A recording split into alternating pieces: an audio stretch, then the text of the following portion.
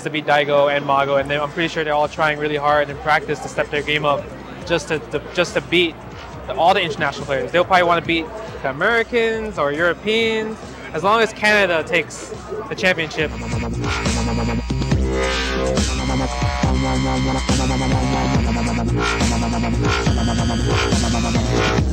It's definitely the place you want to go to test yourself. If you want to see how good you are, if you want to get out of playing your local friends or your local friends and your friends list online, this is the place you go to see what it's really about. There are going to be players there from all over the world, so this is where it's at.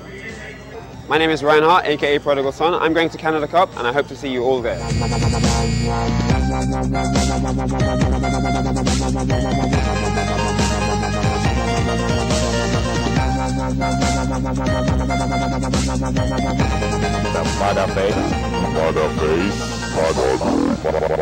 Mother face. Hi, I am Tokido, the mother face. We can meet in the Canada Cup.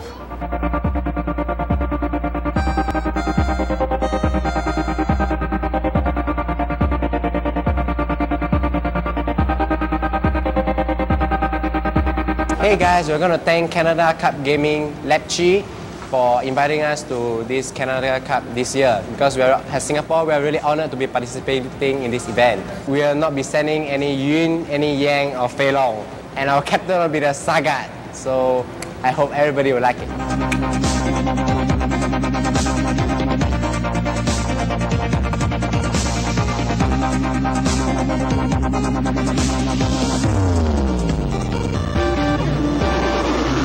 Hey guys, this is Lav, captain of Team Korea. Well, Korea is bringing out some of its secret weapons for Canada Cup 2011, so watch out for my fireball.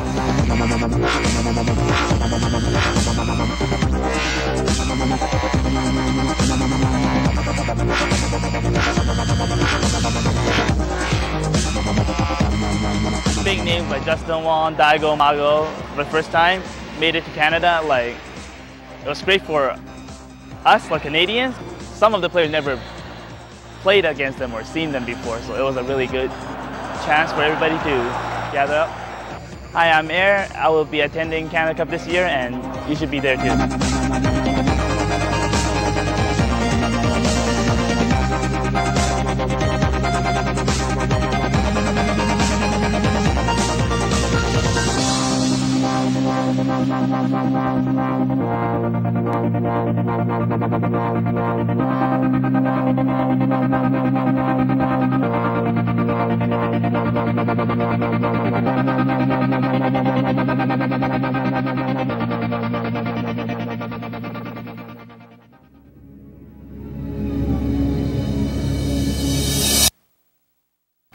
CROSSCOUNTER.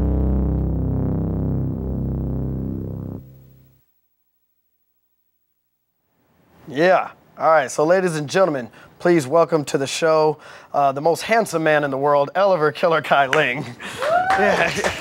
Going on, man. Thanks for coming down. Yeah. Glad to be back. Yeah. Take Thanks a for having seat, me. please. Take a seat. Oh man, it's been a little while since we've seen you, Eliver. It's been a while. Yeah. Last time I saw you was in Arizona for Devastation. Oh my God. Don't even remind me. How was that? Probably one of the longest weekends of my life. Now, you are a big fan of Arizona, right?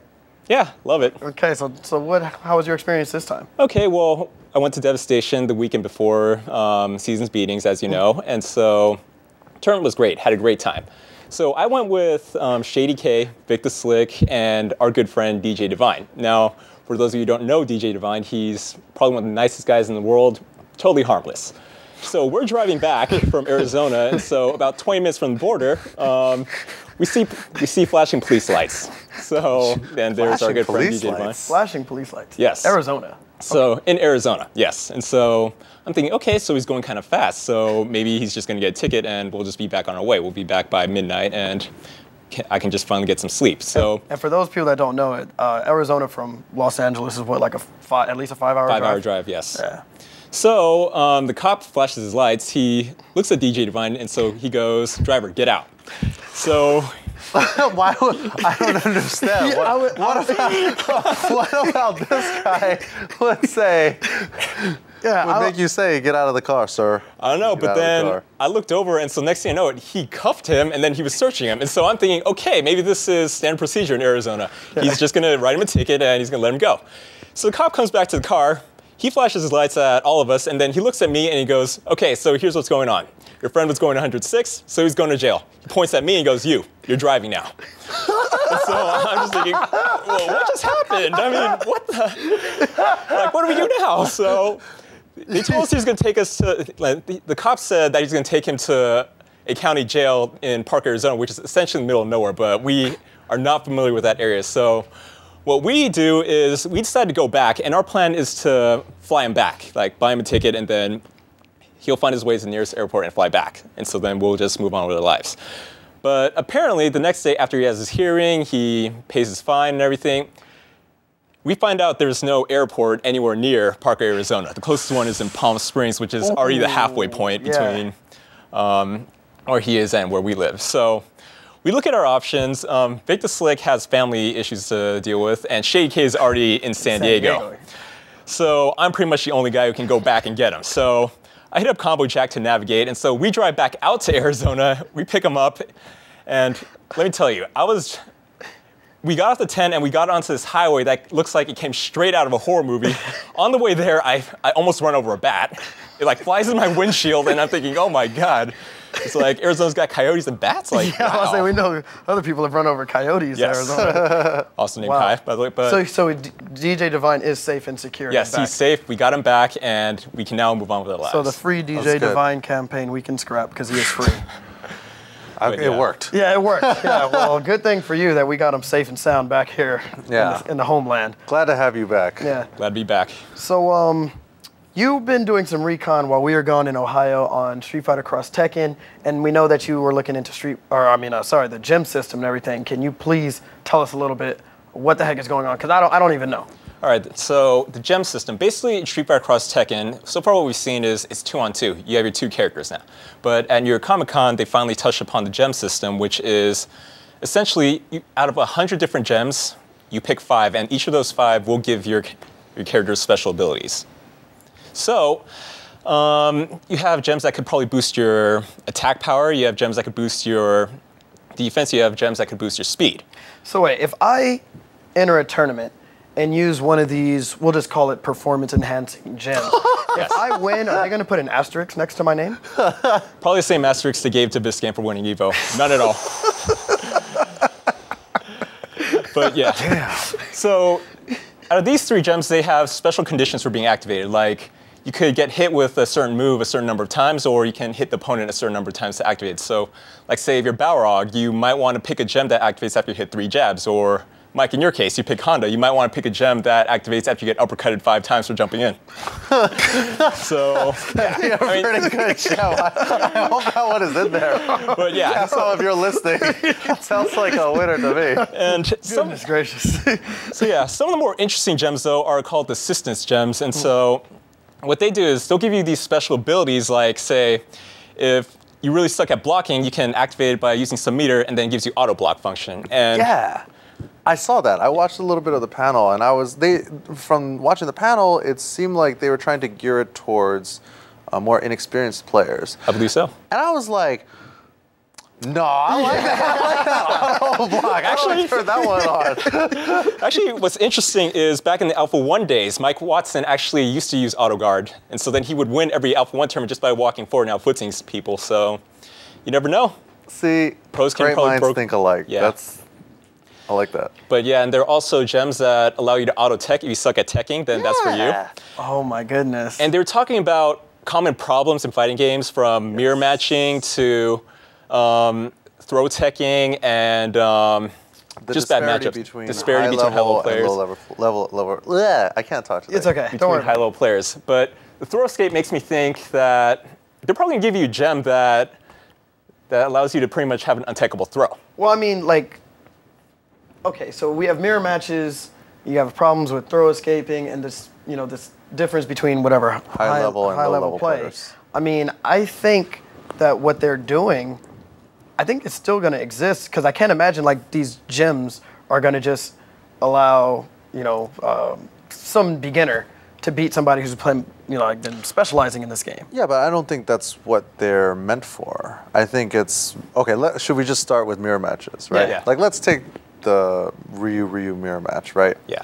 So, as a more, let's say, defensive player, I would say, okay, well, why don't I just pick 3 gems that'll, increase my defense, and I like this auto block, and I like this no throw thing. That's crazy. So that I can, and as opposed to if I was playing somebody who was more rushdown oriented, like someone like Alex Valle, maybe he would pick, damage Speed boost, speed, stuff like that. Just 5 straight damage boosts. Yeah, like that sounds like a way more interesting mirror match to me now because of the different properties. I just don't understand, like with these announcements and stuff. I mean, we have this, we got Pandora mode, gems, and all this stuff that Street Fighter X Tekken is announcing. How can you still not be hyped for this? I tried to tell people back at E3 that this is like the sickest game ever made, and now they're just taking it to a whole new level. Now I'm playing Dota in a fighting game form. I mean, I would have been happy with the E3 build as it is, but then right now, my take on the gem system is that it's pretty much the very core of this game, like how the Sys system was in Marvel 2 and like the Helper system in Marvel 1. And so basically, it's like these gems are essentially going to make it so that, there really is no true mirror match unless you're picking all the same gems. Exact same gems. Oh no!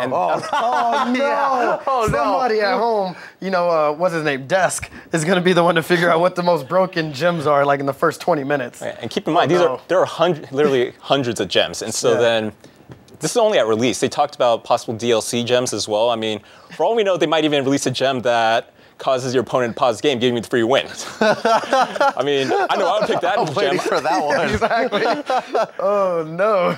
But I mean, my only gripe is that is there going to be a tournament standard though? Because there are all these DLC gems, and so I was going to touch on that too. I mean, for example, they mentioned that there was going to be retailer-specific gems and DLC gems. Yeah. And from a tournament organizer's perspective, that makes things really, really hard. And for the tournament scene in general, it makes things hard because if you have Amazon was giving these gems, Best Buy gives these gems. Now it's just you have all kinds of inconsistencies. Like for example, with Mortal Kombat, you have. The God of War guy who's not in the Xbox version. Right. So do they? I don't even know if they use them in tournaments, but it's such a pain. So. Well, all I know is that when the game comes out, I'm inviting you gentlemen over, and we're going to sit down and we're just going to have a nice gym session. First to 1,000? First to 1,000. Hey, we got to grind it out. I mean, hundreds of gems, thousands of possibilities. I mean, this could be the deepest fighting game ever made. Yeah. So. Ooh. I like that. Well, thank you, Eliver, for giving us a little rundown with it. Do you mind sticking around and help us out with this Web Warrior tournament? Absolutely. All right, cool. So we're going to take a break, and we're going to come back with the rise of the Web Warrior tournament.